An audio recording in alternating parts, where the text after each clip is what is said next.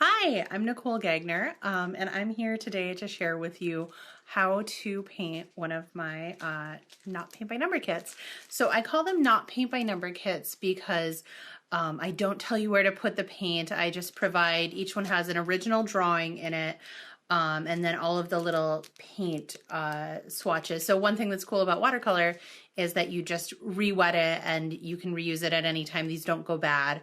And then you get to be creative. They're all hand drawn. So I use a waterproof ink that you can paint right over. And then all of these little watercolor swatches at the bottom, you just re-wet it with the brush. And then they all even have some tips and tricks in the back. So it's almost like I'm sitting there with you, giving you kind of some pointers. But I will show you one too, because one thing that's kind of a bummer about not having all of the normal in-person events that we would normally do is that I always bring demos to in-person events, and that's just not really able to happen right now. So one thing that's really fun about the Not Paint by Numbers, like I said, they come in all different sizes because they're all hand drawn by me, so I can make them basically as big or as small as I want. I can just cut the paper to size. So I made myself a cute little demonstration one.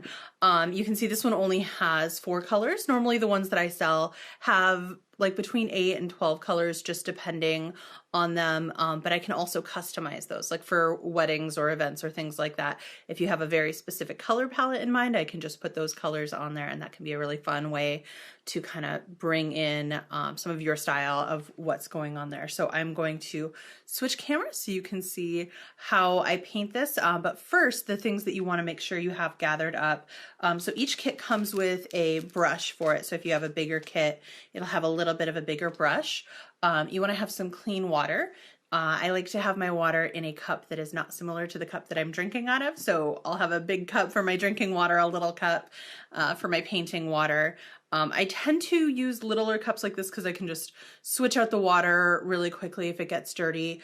And also little cups like this remind me not to let my brush sit in the water because that's bad for your brushes. So when I'm done painting with my brush, I can just clean it out on the other thing I'm going to grab, which is a paper towel. These are good for cleaning your brushes off, wiping them off if they're too wet, or even dabbing up your painting if you get a little bit too much water on it. There's no erasing in watercolor, but you can kind of dab the water up, and sometimes that brings a little bit of the color with it. It's technically called lifting when you dab it and lift some of the water and the color with it. So once you've got all your supplies ready, maybe get like a beverage, some music going, something like that, and then you are ready to paint.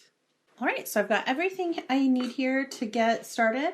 You can even have some tester paper off to the side here, although you're welcome to test your colors on the little tips and tricks there too. So all I'm going to do to get started is swish my brush in the water until it gets nice and wet, and then rub it on whichever color I want to get started. The more I rub my brush on here, the darker it will get. So I've rubbed it on there a little bit. You can see I've picked up a little bit of watercolor there, but if I want it to get even darker, I can keep rubbing until it picks up more watercolor. You can kind of test it off to the side here. And then I can go and start filling that space. One thing that can be really fun to do if you want kind of a really soft brushy look, you can fill up one space just with water. This is called a wash.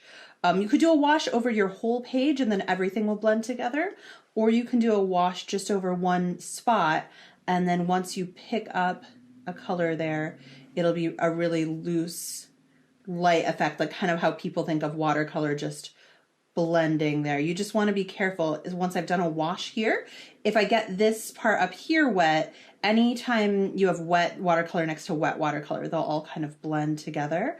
So if I do one spot kind of loose and washy, and I don't want that to blend into everything else, I'll just want to let that dry before I do anything else next to it. So I will just keep kind of dotting in some colors here. Anytime I switch colors, I want to remember to really wash my brush out well in between, especially if you're going to a completely different color. If I mix the red with the green, I might get kind of a brown or a gray color there that might not be exactly what I want.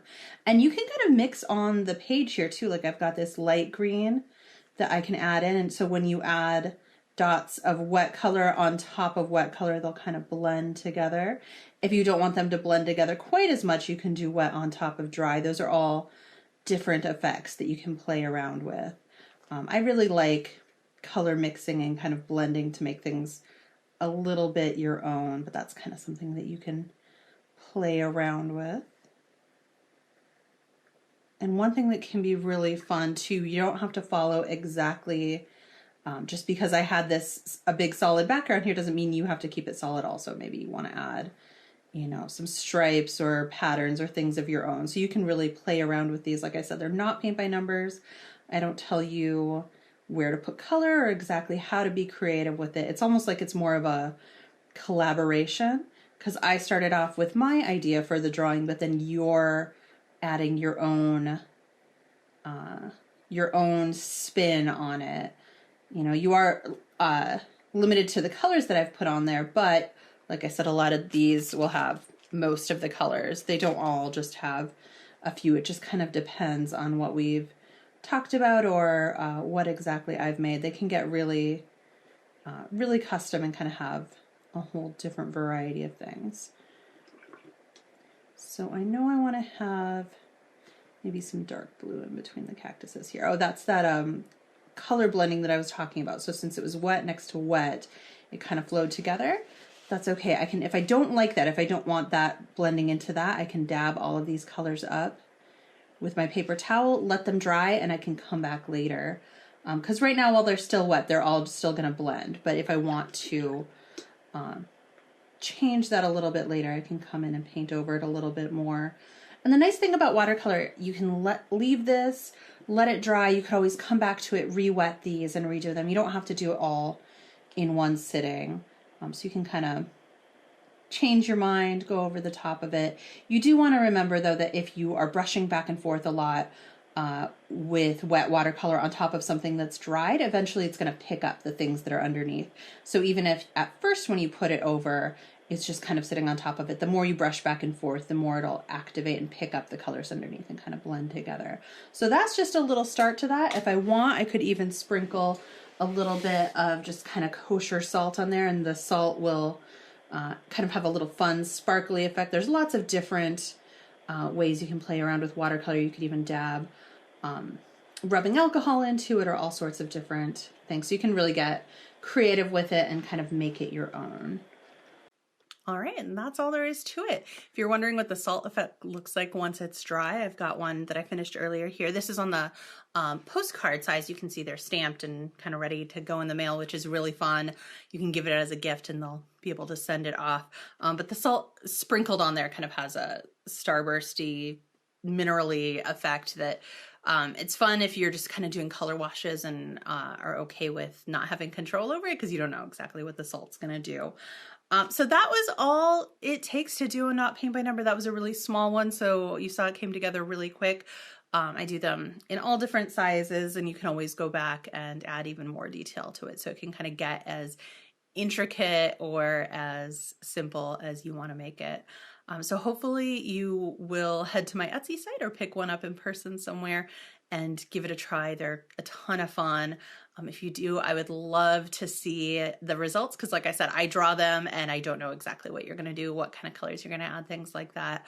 So I'd love for you to find me on Painter Nicole everywhere, Facebook, Etsy, Instagram, super easy to find. So show me what you did. I'd love to see it. Thank you so much for watching, and stay safe.